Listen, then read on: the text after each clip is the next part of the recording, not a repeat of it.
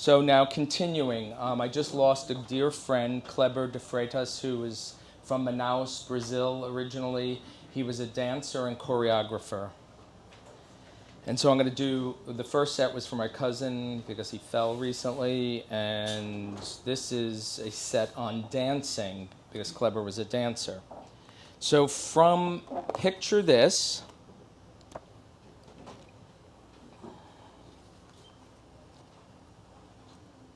This is a poem about a painting by, I'll give you the name. It's Kehinde Wiley, the American painter contemporary. It's based on his painting. He takes historic paintings and then does them as these beautiful, he places modern contemporary models into these classical paintings and then covers them with floral imagery. So the name of the painting is Marechal Floriano Peixoto, and it's from the World Stage Brazil series from 2009. So that's Kehinde Wiley's painting. So the title of my poem is Deflowering Floriano on the World Stage in Florianopolis. Samba from the south, a continental shift as Floriano bends and sways amid many flowers, a continental divide or rift, and Afro to Afro, bango, tango, kinda like a Hinda from behind, bursting with burgeoning, broken blossoms. Bad boys, get down. Thank you. Yes, it's over. If you want to clap, that's perfectly fine. Now from Exercises in High Treason, I have a poem which is based on how the dancing of three women was either the causative or the resultant factor of someone dying. The Dance of Death. And it has an epigraph from Cicero's speech, Pro Morena. Now, the ancient Romans, unlike the Greeks and the other peoples of the ancient world, hated dancing. They thought like a dancer was like, calling someone a dancer would be like calling someone a pedophile. The Romans did not dance. They considered it barbarian. Even when the Greeks danced, the Romans didn't care for it necessarily. So although they watched dancing, they just didn't do it themselves.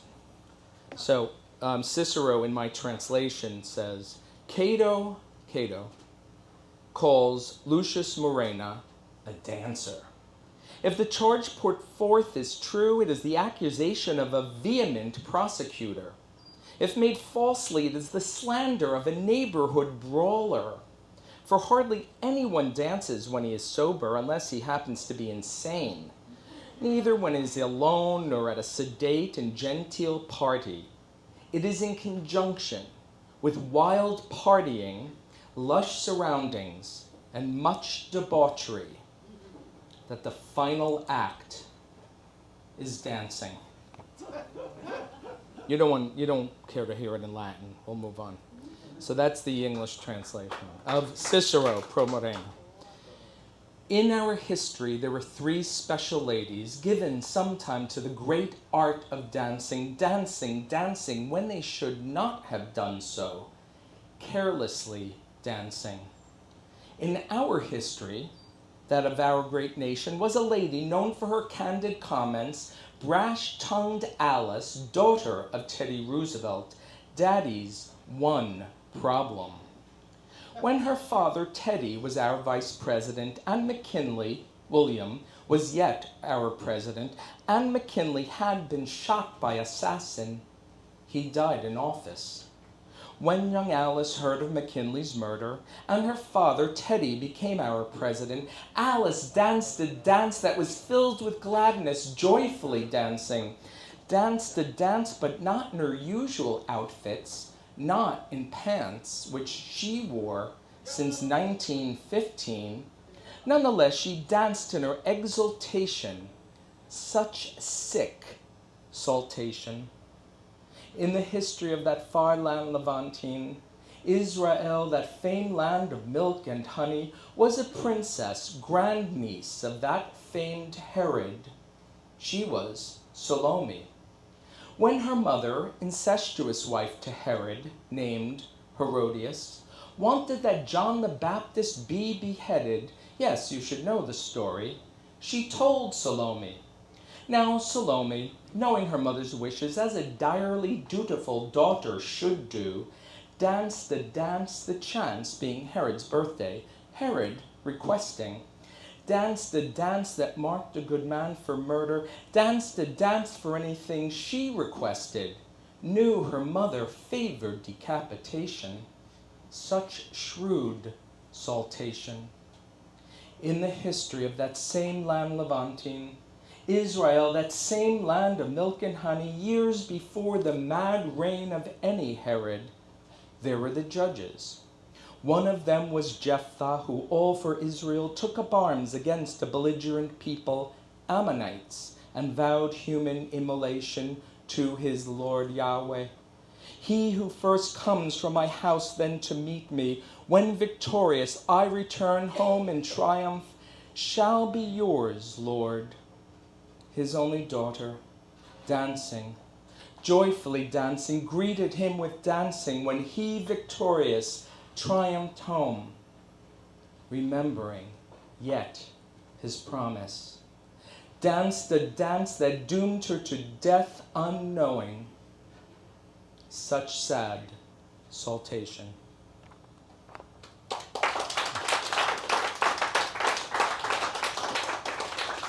Thank you. And now back to picture this with a poem called Dada ChaCha. It's based on two photographs by August Zander, the German photographer of the interwar years. He sort of gave a whole portrait of the German people in those interwar years, all various professions and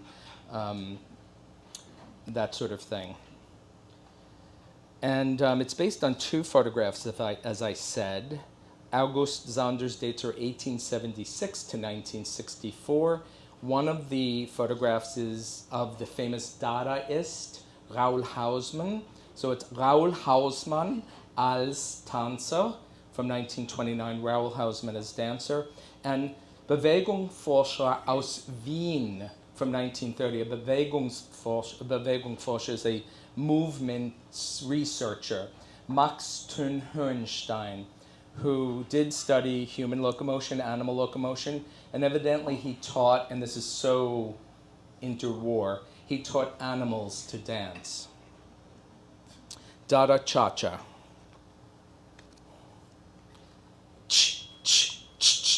Dono tango on the Rhine, Schwangau tango, plata plata, viele Flüsse, leave the past far, far behind, moving to the Dada beat, solo or ensemble.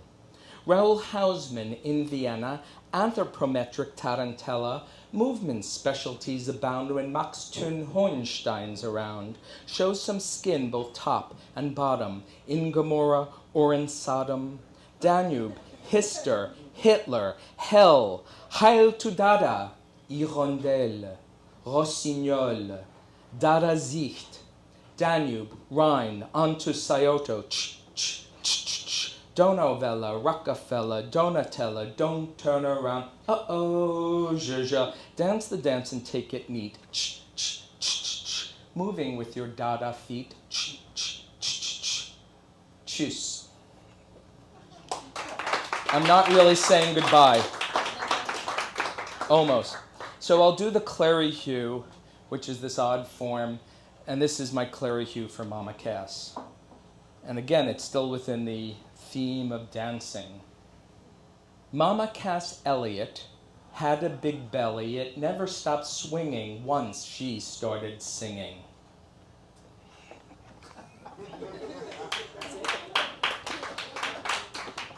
Now back to, she's one of my favorites. I grew up with her, and had she and many, many other people had been invited who had been invited, actually showed up at Sharon Tate's house the night of the murders, they would clearly have overpowered the Manson family. So many people turned down that invitation, it's quite sad. No, it is. I mean, it's tragic that there were only, a few of them there. I also heard recently that had Mama Cass shared her ham sandwich with Karen Carpenter, they might both be alive. Not my joke. I heard that recently. So, sort of continue with the German theme, sort of. I have friends, Roy and Lisa Schliesche, whose parents, they were from Germany, and they had a lake house, as all, German people do, on Gordon Lake in Passaic County. And we'd go there in the summer, and we'd boat and canoe and swim and play badminton. And of course, there were a lot of Canada geese who made a mess of the lawn. And that's what this poem is about. Mind you also that Gänsefischen is the German word for quotation marks. It means little geese feet. Gänsefischen.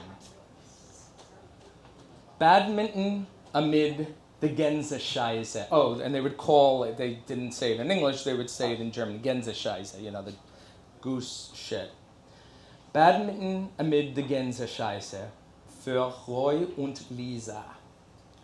The lawn behind the Seehaus spreads down to the lake, its grass and shreds from many hours of badminton amid the Gänsescheiß. The Edelweiss is never seen upon this lawn of brown and green. The cool and glistening grass is marked by geese's shit. So flit, flit, flit the shuttlecock. My foot will slip and hit a rock, but not a rock. A ganderous gloam if I do not look out. The route I take around my space, around its markings, place to place, I carefully negotiate with footwork and serine. Define a course around the shit, your step much like true Gänseschritt, and with your racket firmly held, make straight the birdie's flight. At night, when we are done with play, the vengeful geese flock down to lay their drop shots down. They know the quills, the birdie bears, are theirs. The cares of badminton are few, a steady arm and aim, that's true. But when we play, remember that your step is what you need. So heed my words on battledore and shuttlecock, and know what's more, the difference between the smash, the drive, and the clear shot. The drop shot you must learn to tell, and most of all, always mark well your little feet in badminton amid the Gänsescheiß.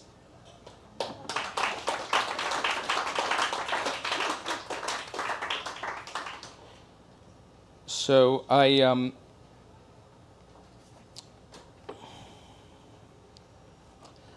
had read a poem about Picasso's portrait of Gertrude Stein, and it just so happens that the epigraph for this poem that I'm going to be doing from my book, Why Sing, is the very first line of Gertrude Stein's long poem, book-length poem, dedicated to Alice Toklas, called Lifting Belly, from 1915 to 1917.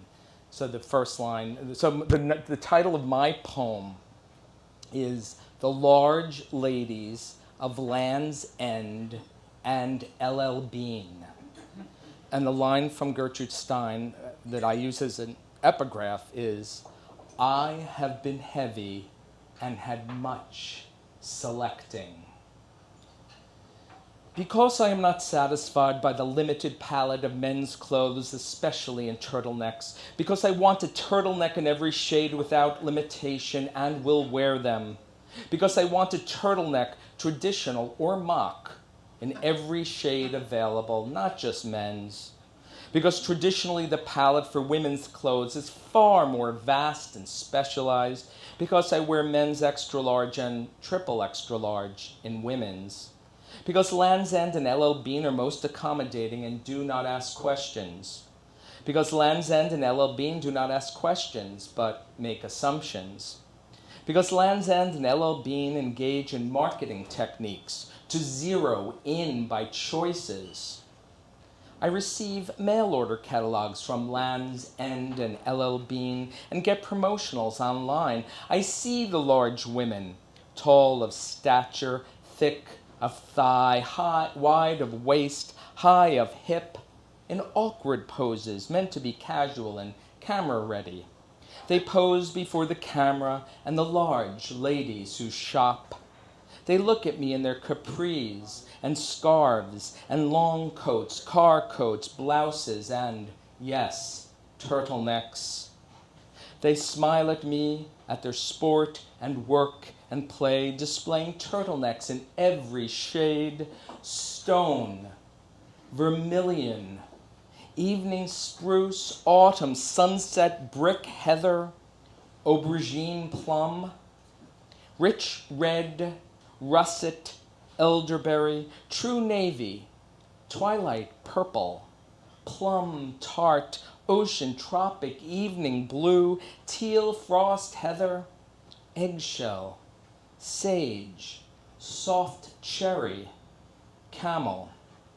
Because I am not satisfied, I give thanks to the large ladies of Land's End and LL Bean for being large, for living large, for buying large, and letting me live large, or triple extra large, too.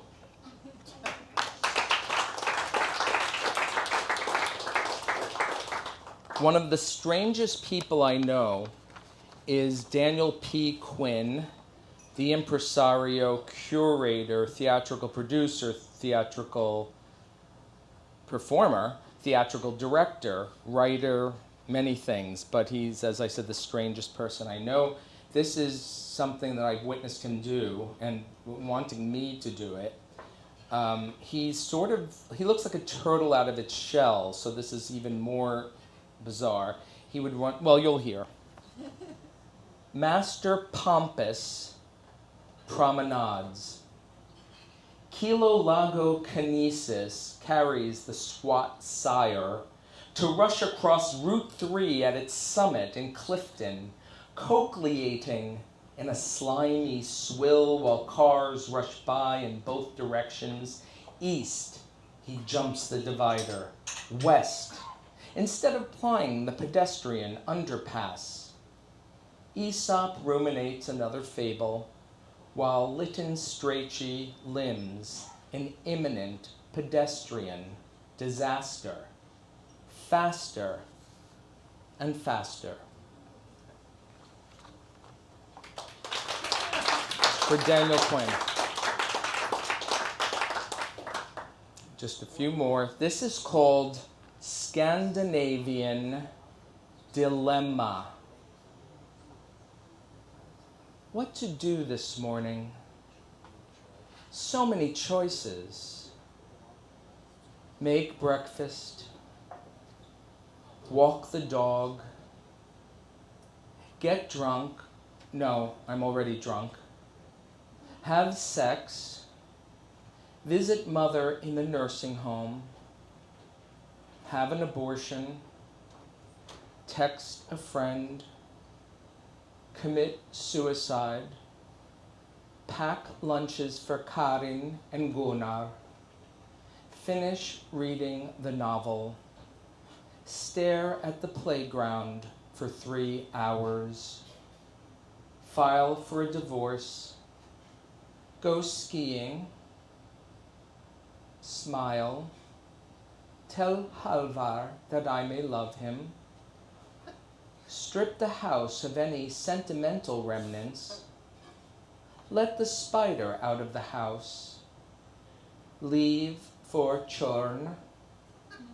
Stay in bed all day. Fake a smile.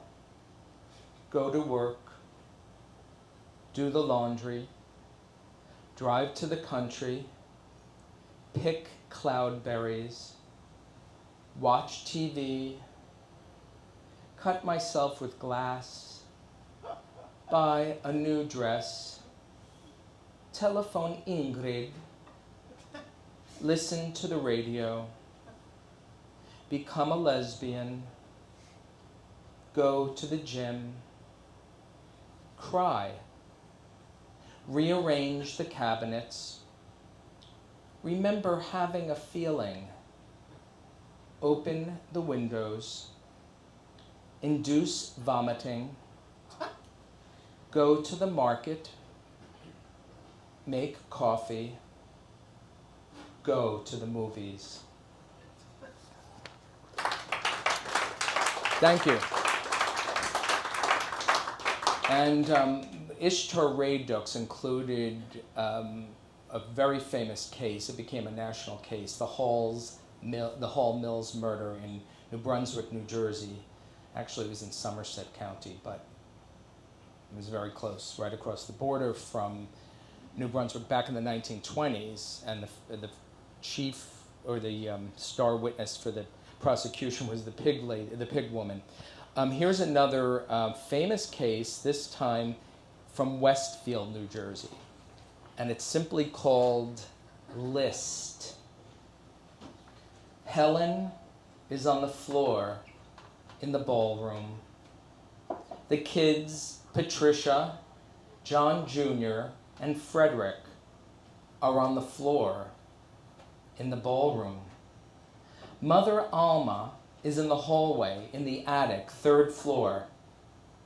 She was too heavy to move. I am out of here. Thank you. Thanks. You're awesome. Thank you. Thanks. We're going to have a